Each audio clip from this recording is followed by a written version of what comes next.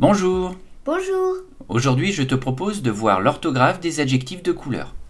Ah oui, comme bleu, vert ou orange. C'est une bonne idée, parce que je ne sais jamais quand il faut les accorder. Eh bien, je te propose de découvrir ces règles d'orthographe en faisant une mini-dictée à partir d'un texte à trous. Là, je m'adresse à ceux qui nous regardent. Si vous souhaitez vous joindre à nous, allez vite chercher un stylo, recopier le texte à trous sur une feuille ou imprimer le document à partir du lien que j'ai mis dans la description. Je vais dicter suffisamment lentement pour que vous ayez le temps d'écrire. Mais si cela va trop vite, vous pourrez appuyer sur pause. Tout le monde est prêt ? Oui, Une précision juste avant, je vais répéter les mots 2 fois. allons-y. Des cadres jaunes dorés. Des cadres jaunes dorés. Des vestes bleues. Des vestes bleues. Des pantalons marrons. Des pantalons marrons. Des ballons orange. Des ballons orange.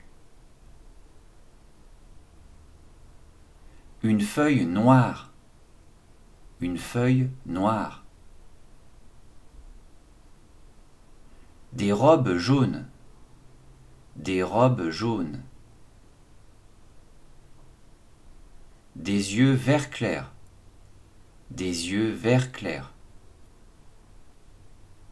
Des poissons rouges. Des poissons rouges. Voilà, c'est terminé. Passons à la correction. Ce qui va nous intéresser surtout ici, c'est l'orthographe grammaticale, c'est-à-dire comment et pourquoi on les accorde ou pas. Tu me donneras quand même la liste des couleurs principales, parce que j'ai quelques doutes sur beige, mauve et kaki. Oui, pas de souci. J'ai mis une liste à télécharger dans la description. Bien, voyons la correction. Jaune doré est un variable. Il s'écrira toujours ainsi. Bleu se termine par un E et un S, car le nom est féminin pluriel. Marron est un variable, orange aussi. Noir prend les marques du féminin singulier, donc se termine par un E. Jaune s'accorde aussi au féminin pluriel.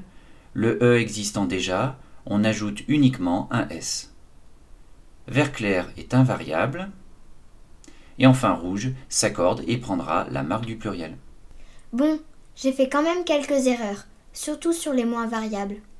Oui, à mon avis, c'est que tu n'as pas dû appliquer une ou deux règles. Mais ne t'inquiète pas, je vais te les faire deviner en classant tous les adjectifs de la dictée.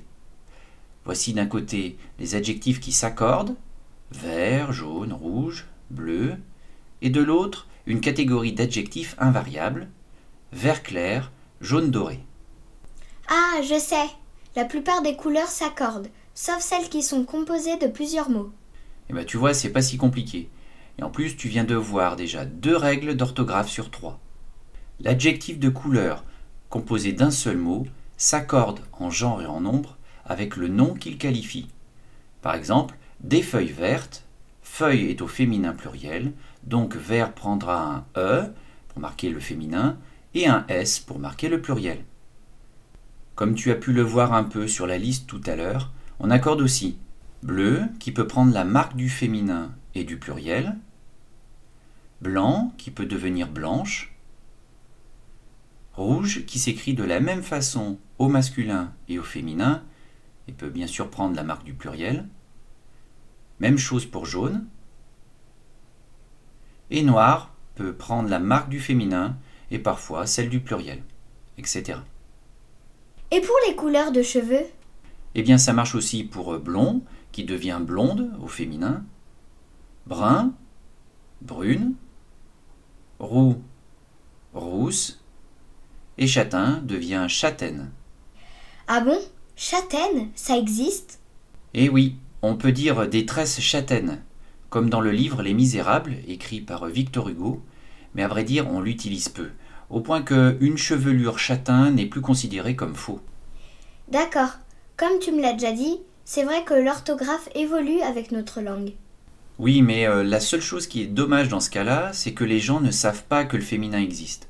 On utilise donc toujours le masculin, et peu à peu cela devient la règle. Ce qui est dommage pour le coup, Parce que l'on crée une exception pour ce mot alors qu'il n'y en a pas. Il s'accorde comme les autres. Eh ben, il suffit de l'utiliser et de dire aux gens qu'il existe. Oui, c'est pour ça que j'en parle. Regardons maintenant la deuxième colonne. Comme tu l'as dit tout à l'heure, si un adjectif de couleur est composé de plusieurs mots, l'ensemble reste invariable. Par exemple, des feuilles vert clair. Vert clair ne prend ni la marque du féminin ni du pluriel. Il faut le comprendre comme un vert qui est clair. Ok, c'est simple. Et la dernière règle d'orthographe? Elle n'est pas très compliquée non plus. Reprenons les adjectifs de la dictée qui s'accordent, et voici les deux derniers. Je te rajoute en bonus 2 autres adjectifs invariables.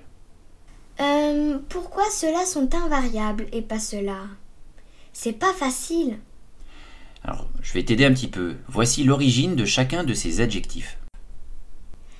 Ah, ici les couleurs viennent de choses, de végétaux, donc dans ce cas-là, elles sont invariables. Oui, c'est presque ça. Ce sera la troisième et dernière règle. L'adjectif de couleur provenant d'un nom est invariable.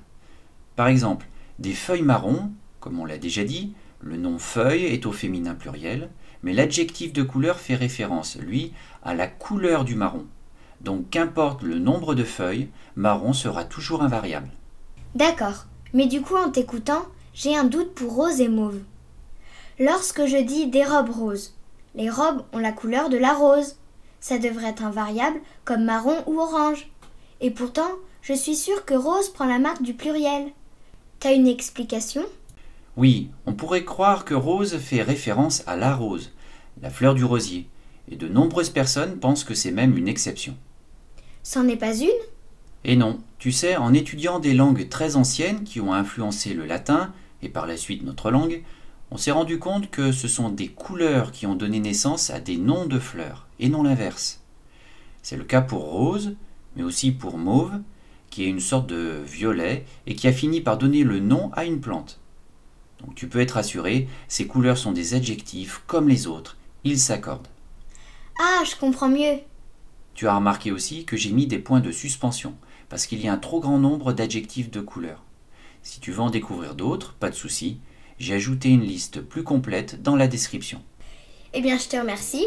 Je pourrais maintenant écrire sans erreur toutes les couleurs de l'arc-en-ciel. Et même Rose Barbie. En fait, on dit rose bonbon. Ah bon? Pas de Barbie alors? Eh non. Oh, après tout, c'est pas si mal les bonbons.